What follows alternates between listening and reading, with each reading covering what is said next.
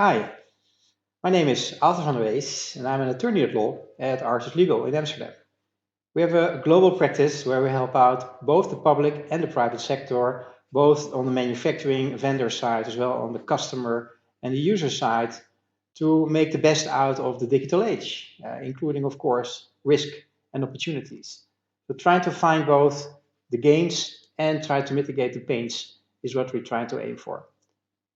Today, we talk about a methodology that is proprietary to Arthur Legal, but we're happy to share with you in this video. We're part of the CONCORDIA partnership that focusing on cybersecurity competences, and we thought it was a good idea to share this with you.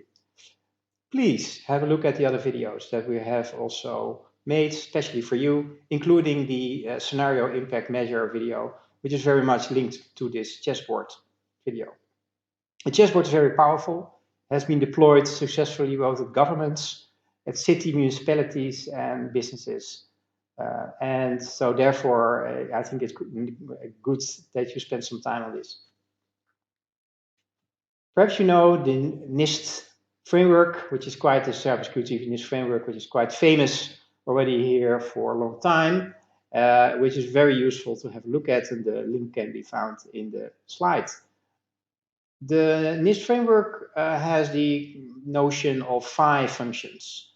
They focus in the framework on identifying the risks and the vulnerabilities, and then the famous protect, detect, recover, respond, recover in the sequence, which of course makes a lot of sense.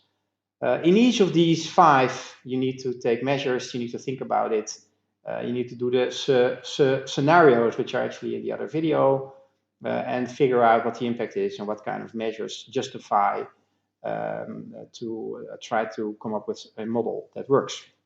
However, we are here also to challenge, of course, ourselves as well as challenge others. And in this case, we're challenging also the 5 functions, because we think we need to go to a model which is by chance 8 by 8, a chessboard. So I invite you to do a serious game of chess with me. On the horizontal level, you see 8 blocks, and of course you can come up with less or more, but 8 by 8 makes sense. So in this case, we talk about identify. You also saw that with the NIST framework, and assess, which of course is implied in identifying, but assessing is way more than only identifying, and then immediately move to protect. The second part is awareness and behavior. Awareness has been talked about for a long time, and I think nowadays in 2020 and 2021 we are aware.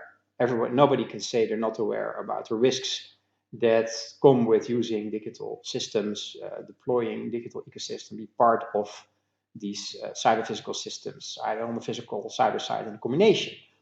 So awareness is already there, but it doesn't mean that everybody is behaving appropriately. So that's why behavior is in here. Then the third, fourth, fifth, and sixth are, the same or similar to the NIST, which is protect, detect, respond, recover. But we also put with 4 on the detect part. We also put monitor and alert. Not that detect is the wrong term, but it's not about detection. It's about monitoring. Try to avoid, monitoring all the things that are going well. Detection only works when things are going wrong, and then we may be too late. The alert is way and very, very important, and I think there we have learned the last decades that alert means we need to expedite and be way more faster than we have been in the past. Response is just response, but of course it's quite a big domain as well, and then we move to the recover and resilience. Recover and resilience means basically think about what kind of resilience measures you can take to recover. So how to come back, how get the system back on track. For instance, if there is an attack where there's ransomware, whatever you do there, but can you still trust your own data? Has the data been touched? Is the integrity of the data still at appropriate level. So, that's difficult to figure out after. So it's something you need to take care of in advance. 7 and 8 for the chessboard is new, or at least not in the NIST framework. It's about notification to your peers, like a cert to perhaps authorities, either nationally or sectorial or at the union or federal level.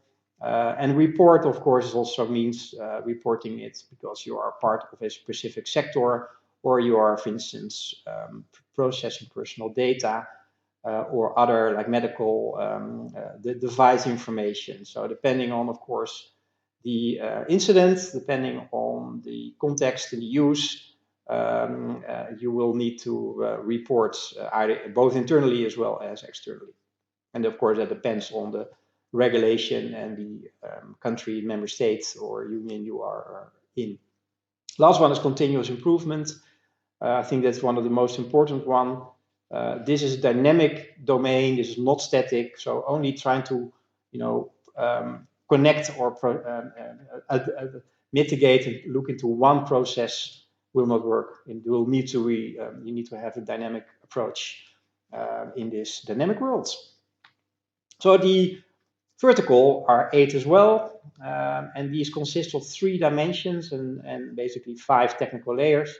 The bottom 5 are technical layers, and of course you can make more or less technical layers if you want to zoom into it or zoom out, up to you. And there are 3 dimensions, and dimensions are, in this case, the human perspective, not only the user, but also the professional that is working, like engineers, maintenance, integrators, people that are working in systems, with systems or build them, as well as the user, the consumer, but also the customer professionally. These are relevant all over the place, whether it's a contractor or it's somebody that is part of your team and on the payroll. Then we move into the other dimension, that is data and attributes. That's all over the place. That's why we call it a dimension. It's in each of these technical layers. Some are sensitive or personal or non-personal or unstructured, etc., etc. But there's quite a lot to think about in how to protect that, while try to make sure that it can still be used and it can still be compliant to regulation, the rule of law. The other dimension is identity and authentication. This is not only relating to the person or the organization or the authority that you have as a person, like your persona, but it also relates the identity of things, the identity of devices, of components, of certifications. Look at the whole internet, which is basically a whole ecosystem, certifications, etc., etc. So then the 5 technical layers, I think, make sense. We have structured them in services.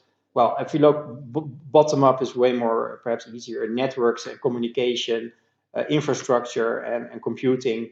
One layer up is the algorithms or the deployed algorithms, either through a software application or otherwise. The devices and the hardware and the services on top of that.